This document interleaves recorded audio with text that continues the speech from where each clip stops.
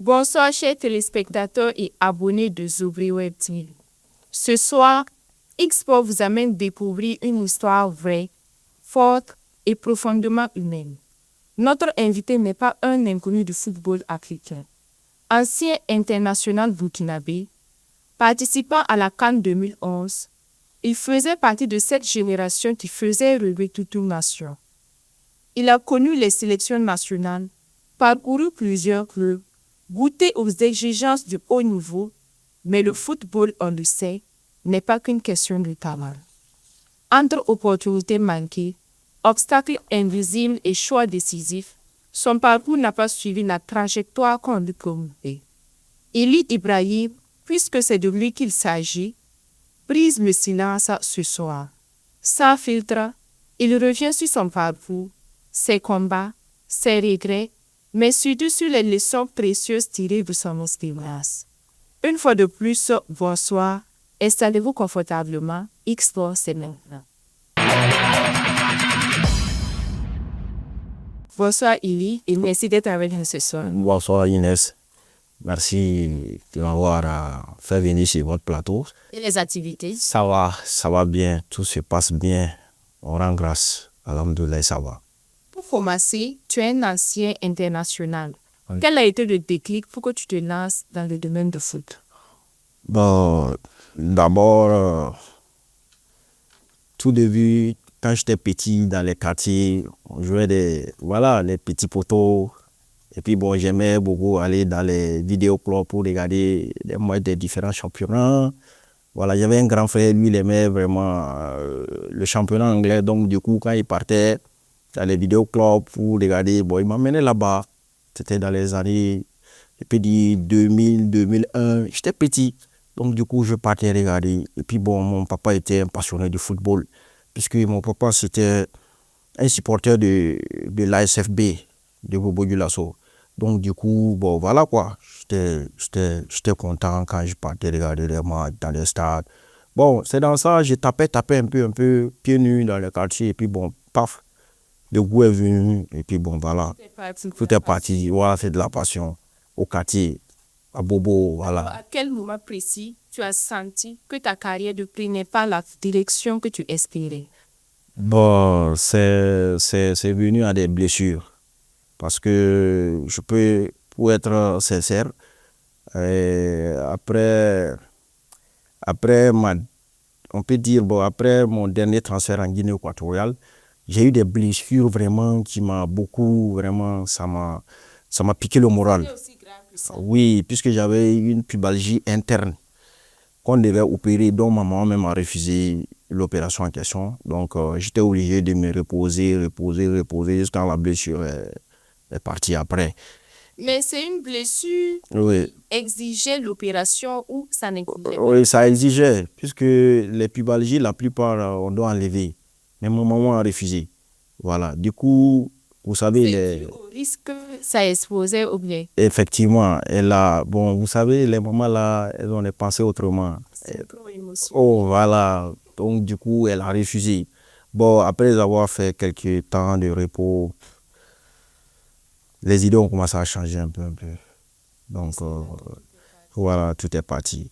Vous avez abandonné le foot. Voilà, bon, je peux dire, j'ai pas abandonné à 100%, mais j'ai un peu dedans, il y a l'autre pied là qui est sorti. Beaucoup de gens voient le talent, Oui. mais peu connaissent les réalités. Oui. Qu'est-ce qui a réellement freiné ta carrière? Est-ce le manque d'accompagnement, les choix, l'environnement, autre chose? Bon, je peux dire, les facteurs dont vous avez cités, il y a à peu près tous les deux. Hein. Voilà. Du coup, manque d'accompagnement, on peut le dire oui, parce que vous savez, à jeune âge, il faut être bien entouré. Voilà, il faut être bien entouré, il faut avoir un bon conseiller et tout. Bon, moi, je me dis ça m'a un peu manqué, pour être sincère, pour être vrai. Et puis, bon, le deuxième volet, c'est Les choix, voilà. Vous savez, bon, à jeune âge, bon, quand vous êtes à jeune âge, et puis, bon, vous avez, c'est un exemple, hein, vous avez c'est pas une somme colossale, mais vous avez une somme, bon, vraiment qui peut vous effrayer un peu comme cela, où vous n'avez pas l'habitude de prendre une grosse somme comme cela. Et c'est au niveau, bon, à votre possession. Vous savez, s'il y a problème de gérance, vous allez commencer à mener une vie. Vous allez, Dilapider l'argent. bon, pas dilapider, mais vous allez faire des faux choix. Bon, commencer à faire, ou, avec l'argent, voilà, faire, genre, aller investir quelque part dont vous ne devez pas faire. Par exemple, j'ai fait des investissements qui n'ont pas abouti. Quel genre Donc, d'investissement? bon, par exemple, j'ai un peu investi dans le transport. Voilà, à l'époque, les taxis, ça n'a pas trop pris. Voilà, il y a pas mal de choses. Je ne peux pas trop entrer dans les détails, quoi, mais le peu seulement, j'ai investi vraiment dans le transport. Ça n'avait pas pris. Voilà. Et à grosso modo, c'est un manque d'accompagnement. Oui, bon, voilà. Et puis surtout dans l'hygiène de vie aussi. Voilà, il faut dire la vérité.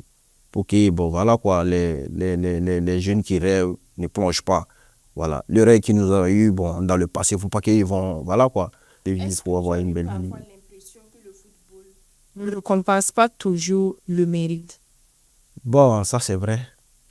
Parce que quand on revenait de la CAN, pour être sincère, c'est moi, on me disait que je n'allais pas jouer peut-être à Paris FC, ou bien, bon, voilà, les grands clubs. Les grands clubs, même moi, j'allais dire, c'est faux. Hein. Parce que j'étais au top de mon niveau.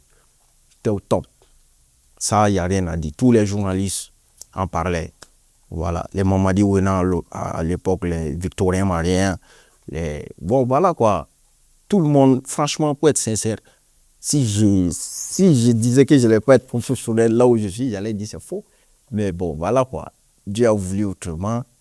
Voilà. Le choix des gens n'est pas le choix de Dieu. Voilà, c'est comme ça. On dit l'homme propose, Dieu dispose. Donc c'est comme ça. Y a-t-il eu des promesses non tenues, des décisions injustes ou des situations qui t'ont découragé dans le domaine footballistique?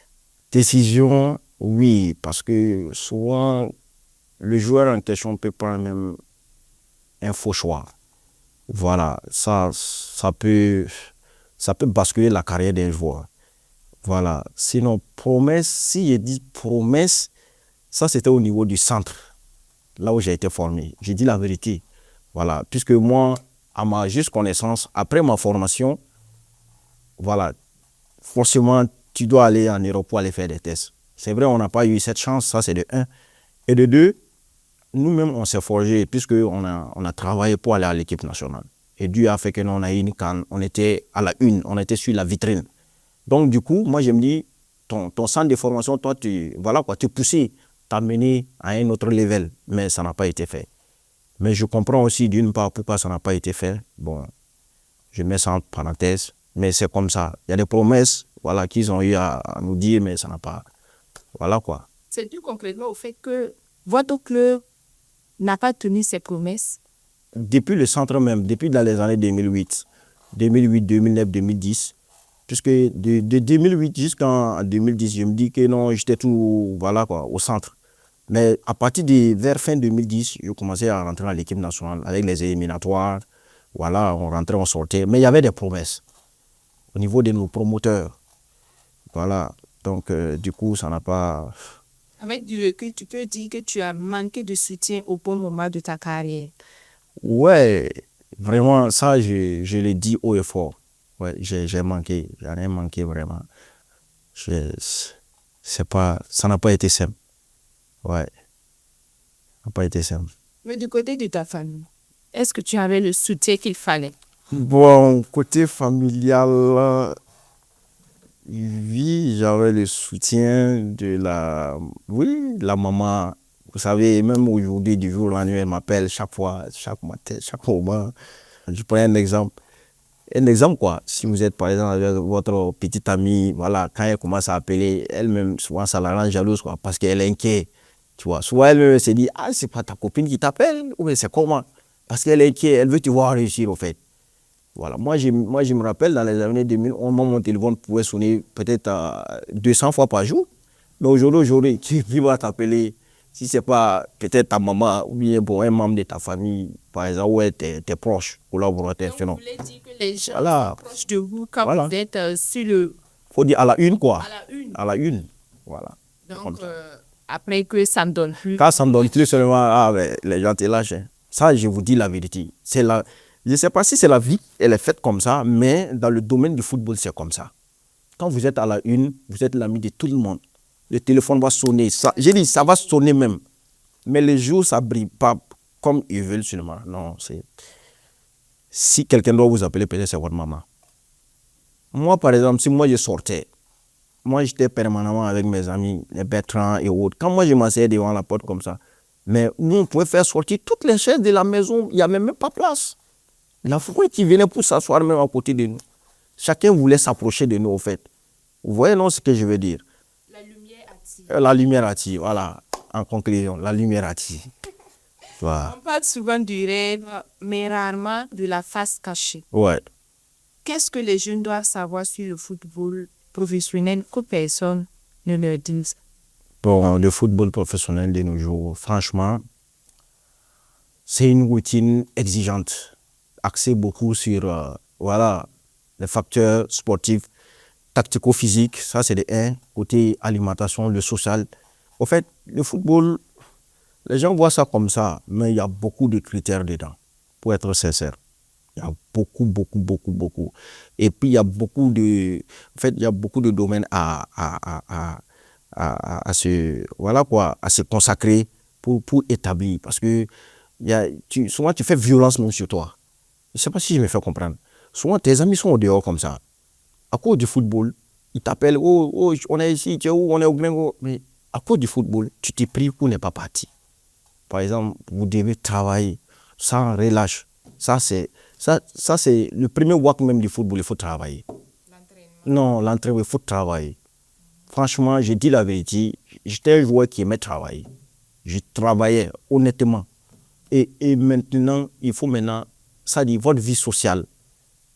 Ça dit comment se comporter, voilà quoi. Comment dormir, voilà. Et puis il y a l'alimentation aussi qui compte. Pour être sincère, quoi. Il y a l'alimentation qui compte. Il faut manger de n'importe quoi. Oui. Par exemple, qu'est-ce qu'un joueur ne doit pas manger? Bon, avant un match comme ça, je prends un exemple. Si vous devez, voilà, vous savez, quand l'alimentation n'est pas régulière, un exemple comme cela, voilà, équilibré, on peut le dire comme ça. Bon, après moi, vous partez manger des pois de terre, un exemple comme ça, ou bien, bon, des trucs qui ne sont pas censés, voilà quoi, à partir avec vous pour faire une belle performance sur le terrain. C'est compliqué, tu vois. Il faut avoir une bonne alimentation, tu vois. L'hygiène est importante. Voilà, l'hygiène, voilà. À travers ton parcours, qu'est-ce qui explique, selon toi, Ouais. que certains joueurs talentueux finissent par disparaître du haut niveau? Qu'est-ce qui concrètement les freine ou les fait avancer? Bon, selon moi, bon, il y a d'autres qui abandonnent vite. Il y a d'autres, c'est des blessures. Il y a d'autres aussi, c'est problème, le mental n'y est pas parce que bon, l'autre a signé un gros contrat. Moi, j'arrive pas à décoller. Voilà quoi, comme les cadets qui viennent de quitter au mondial tout de suite. Vous avez vu, vous tous, vous avez vu, avec les petits Zongo, ils viennent de décrocher un contrat à Chelsea, où on ne s'attendait pas de lui lors de la CAN, mais lors de la CAN, on a vu les Lookman briller. Donc, tu vois, du coup, bon, ça peut impacter un peu bon, le moral de Lookman, parce qu'il se voyait briller. Tout le monde parlait de lui lors de la CAN. Mais vous avez vu, lors du mondial, tout le monde parle de Zongo, le petit Zongo, de Tenakuru. Et Dieu a fait jusqu'à il a décroché un gros contrat. Donc, au fait, il y a ces facteurs-là, il faut être prêt moralement. Il ne faut pas céder. Vous voyez un peu, non? Il ne faut pas céder. Il faut te dire que non, si aujourd'hui ça ne va pas, demain ça va aller. C'est comme ça. Le football, c'est comme ça. Oui, assez comme vous l'avez même dit avant l'émission, c'est comme ça. Voilà, c'est comme ça. Mais à part les explications que vous venez de donner, Oui. est-ce qu'il n'y aurait pas des freins dus au jamais mal intentionné? Oui, bon, vous savez, chacun dit ce qu'il veut dire, hein. C'est comme ça. Même nous, quand nous on joue à temps fort, voilà, quelqu'un va te voir comme ça, appeler, voilà, ton grand frère, va appeler ta maman, ta ville, ça va jamais finir. Il faut prendre comme la pommade seulement, tu mets sur toi et puis c'est bon. Sinon, les mauvaises langues, ça va jamais finir. Non, je ne parle pas des mauvaises langues. Ceux qui partent faire des rituels. Ah, ok. Bon, en tout cas, carrière de bon, si vous voulez, là, ça existe vraiment, mais bon, vous savez, on est en Afrique. Hein. Voilà, on est en Afrique. Dans le football, tu peux avoir des blessures, des doubles fractures. Tu ne vas rien comprendre. Peut-être l'autre avait ta place. Et puis, bon, paf. Il peut te lancer un sort comme ça. Ça existe. Mais vous, concrètement, est-ce que vous avez eu à confronter ce cas-là? Moi, bon, je peux dire oui, parce que ton coéquipier, tu ne peux pas le connaître à 100%. Moi, je dis la vérité. Ton propre coéquipier, tu ne peux pas le connaître à 100%. Parce que vous êtes ensemble, mais bon, peut-être lui, il guette ta place. Tu vois. Et du moment, par exemple, moi, je prends un exemple. Moi, j'étais lors de notre CAN, moi, j'étais les premiers matchs comme ça. J'étais sur le banc. Le blanc m'avait mis sur le banc. Mais je ne me suis jamais plaint. C'est Dieu qui a fait un jour comme ça. Bon, voilà. Je me suis levé moi-même comme ça. Et puis, je suis allé le voir. Le coach d'Argani, s'il me suit sur le plateau, il peut témoigner un jour. C'était le deuxième coach, on peut le dire, des Blancs. Je suis allé le voir, je lui ai dit, coach, moi j'ai ma place dans cette équipe. Il m'a dit, tu te lèves comme ça, en plein milieu, tu viens me voir. J'ai dit, oui, coach, moi j'ai ma place. Parce que le premier match, on avait perdu contre le Rwanda. Bon, moi, ça me faisait mal, quoi. Je suis allé le voir. Et le deuxième match, ils m'ont mis. Et quand ils m'ont mis, j'ai montré de quoi j'étais capable. Et c'est ça qui a fait que j'ai commencé à être titulaire jusqu'au mondial. Sinon, c'est pas comme j'ai fait waka quelque quoi. En fait, j'étais assis, j'étais énervé, quoi, en fait. Je vois que non, j'ai des potentiels, mais je n'arrive pas à exploser ça sur le terrain, en fait. Il peut le témoigner, même le coach Sampo. Je profite même de cette émission, même parler de lui. Lui-même, demain, il parle de ça souvent à ses joueurs, à l'histoire là-bas. Souvent, il parle de ça comme ça, en amusement, mais les gens écoutent ça. Oui. Tu as été déjà confronté à des situations où il fallait choisir entre ta dignité et le foot? Mais, je pense pas. Vous n'avez jamais été confronté à une situation où il fallait choisir entre le foot et votre dignité? Non, je pense pas. Pour être sincère, je pense pas. Si c'était le cas, j'allais dire, moi je parle sans me voiler la face. Moi j'ai dit. Après une CAN, Ouais. est-ce que tout devient plus facile? Ouais. Pour toi, Ouais. qu'est-ce qui s'est réellement passé après la CAN 2011? Bon, après la CAN 2011, je peux dire, les choses étaient roses, je peux le dire, parce que si je reviens un peu, je fais un flashback 14 ans en arrière, c'était rose, franchement. Mais il y a un facteur que je profite de souligner, qui m'a vraiment, ça m'a un peu, vraiment, quoi, ça m'a touché, parce qu'on avait un problème de passeport à ce moment. Ouais, les passeports ordinaires. Disons, des passeports personnels, quoi. Voilà, on avait ce problème. On faisait tout avec des passeports de service. Voilà, on a essayé de parler, jusqu'à on a eu même à faire une grève même pour ça, avant d'aller au mondial. On dit sans passeport, on n'allait pas partir. On a fait ça, mais bon, c'était pas sorti au niveau. Passeport professionnel Oui, individuel, ordinaire, puisque ordinaire c'est pour toi-même, c'est comme si tu n'es pas payé pour faire. Mais le service, c'est comme c'est l'État qui vous donne pour un service. Donc nous, on faisait tout avec le service. On avait un visa Schengen même là-dessus, d'une année, je peux le dire comme ça. Voilà, on voyageait comme on voulait, là où pour aller jouer des compétitions et tout. Mais le passeport ordinaire, franchement, on nous avait refusé à l'époque. Tu as besoin Oui. de passeport ordinaire? Oui, puisque en ce moment, il y a beaucoup d'agents qui appelaient de gauche à droite. Bon, voilà, ils veulent ton passeport ordinaire pour te faire une lettre d'invitation, pour que tu puisses faire des essais, tu vois. Parce que la plupart des clubs ont peur. Quand tu as un passeport de service, bon, ils ont peur. Parce qu'ils se disent quoi, il y a certains documents administratifs pour que tu puisses en avoir. Souvent, il y a des complications dedans. Mais si tu as un passeport ordinaire, pour signer un contrat professionnel, c'est plus facile. Genre, quelqu'un t'invite à partir. Passeport de service, tu peux partir. Mais il y a des protocoles, il y a des ordres de mission que le ministre doit signer. Vous voyez, non, ce que je veux dire. Mais passeport ordinaire, c'est pour vous-même. Vous n'avez pas besoin de trop de protocoles. Vous levez du jour au lendemain, et puis bon, voilà, vous partez.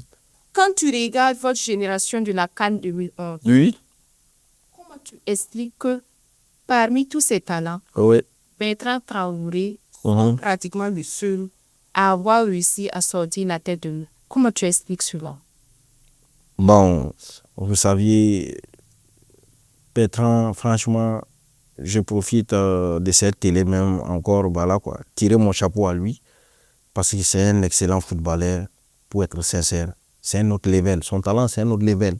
Voilà, il était plus talentueux que nous. Ça, il n'y a rien à dire. En plus de ça, il était suivi. Voilà, Dieu merci, il a un grand frère, un bon grand frère, voilà, qui était professionnel, franchement. Et je profite de cette télé aussi, vraiment, tirer mon chapeau aussi à Alain Traoré. C'est un bon grand frère, franchement. Il a su vraiment cadrer sa carrière. Et puis, en plus de ça, voilà quoi, il était vraiment, voilà, dans le bon lot, quoi. Ça dit, le canal même pour arriver au professionnalisme, quoi. Vous voyez un peu, non? Voilà, moi, je me dis, pour être sincère, ça m'a manqué. Oui, j'avais pas... Comment tu expliques le fait qu'il soit pratiquement le seul à sortir la tête de Joe? Bon, bon, je me dis, c'est les dieux du foot qui en ont décidé comme ça. Parce qu'il y a d'autres qui sont partis. Par exemple, moi-même, je suis parti. Mais je n'ai pas eu cette chance de, voilà quoi, de me planter dans le professionnalisme durant longtemps, longtemps. Voilà. Il y a d'autres aussi, ils sont là-bas. Bon, ils ont arrêté un peu leur carrière. Ils sont dans d'autres domaines aussi. Voilà. Qu'est-ce qui doit changer urgemment dans le football africain pour éviter que d'autres talents vivent la même chose que toi? Il faut suivre de près les jeunes footballeurs. Moi, j'ai dit la vérité. Il faut les suivre de près. Voilà. Parce que quand il n'y a pas de bon suivi, c'est compliqué. Voilà. Il faut suivre, il faut les conseiller. Voilà. Voilà Focus School qui vient de faire une ouverture de leur centre. Tout est, au fait, c'est suivi là-bas, quoi. C'est professionnel. Voilà, tout ça, c'est pour propulser les jeunes à sortir, à les mettre sur une vitrine. Donc, il faut vraiment suivre les jeunes, les conseiller, voilà, et puis les cadrer, voilà, dans le domaine footballistique comme hors footballistique. Parce que pour être professionnel, il y a le football, il y a hors football aussi que tu dois suivre. Parce que tu peux être bon. Je prends un exemple. Mario Balotelli est un exemple. Il est bon, c'est un excellent footballeur. Mais hors du football, le comportement, c'est bizarre. Vous voyez un peu non, ce que je veux dire. Quelqu'un peut dire qu'il est indiscipliné, quelqu'un peut dire voilà. Donc ça fait que non, la carrière du joueur va être comme genre une dent de scie. Souvent c'est comme ça, souvent c'est comme ça, souvent c'est comme ça. Ça monte et ça arrive. Voilà, tu vois. Donc, football et puis hors football, il faut vraiment cadrer les jeunes. Et puis, Quelle est la leçon la plus dure que le football t'a apprise? la leçon la plus dure, Que le football t'a apprise. vraiment, on peut dire l'ingratitude envers les êtres humains. Ouais, j'ai compris. Je ne peux pas rentrer trop dans les détails, mais j'ai compris ça, au fait. Parce que quand ça va, il y a des gens qui sont là. Quand c'est bizarre, vraiment, tu vois, non? Et le football africain, non, ça allait bien, tu vois, non?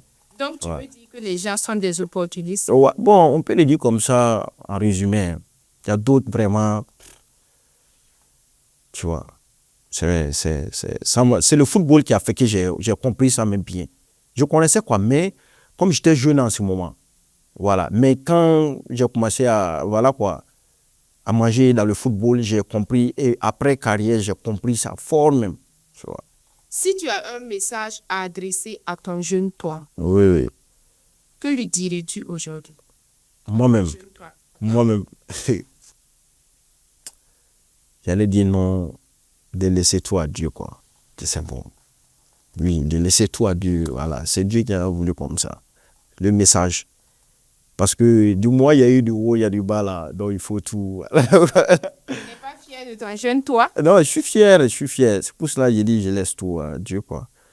Je laisse tout, voilà. C'est ce message, je peux moi-même me dire là, c'est, voilà quoi. Jeune toi. Voilà, mon jeune moi, voilà. Alors, Ibrahim, le Ouais. temps qui nous est imparti arrive à sa fin. Oui. Quel conseil sincère tu donnes aux jeunes qui rêvent du football sans leur vendre d'illusions? C'est de travailler. Voilà, c'est de travailler honnêtement. Et puis, les encadreurs là, de les écouter. Voilà, il faut écouter tes encadreurs. C'est comme genre votre dieu du football, quoi. Si tu n'écoutes pas ton encadreur, tu peux pas faire de grandes choses. Il faut écouter ce qu'il te dit là. S'il te dit de faire là, faut le faire parce qu'il l'a fait avant toi. Il ne peut pas te mettre sur une mauvaise voie. Lui-même, ça ne va pas l'arranger. Parce que si tu deviens professionnel et puis il y a des transactions, lui-même, il peut avoir quelques pourcentages. Et quand tu reviens comme ça lors des congés, et même il gagne. Ibrahim, merci pour ta disponibilité, ta sincérité et le courage avec lequel tu as partagé ton parcours, Ok. sans détour ni complaisance. Merci beaucoup, Inès. Merci d'avoir répondu présent à notre invitation. Non, pas de quoi, ça marche. Merci bien, Inès. Revenez-nous quand vous voulez. Il n'y a même pas de souci, ça va. Merci. Merci à vous, chers téléspectateurs et abonnés de Zobré Web TV pour votre soutien et votre fidélité. On espère que cet échange vous aura inspiré et éclairé. On se retrouve très bientôt pour un nouveau numéro de X4. À très bientôt. Zobré Web TV, la Web TV au-delà de vos attentes.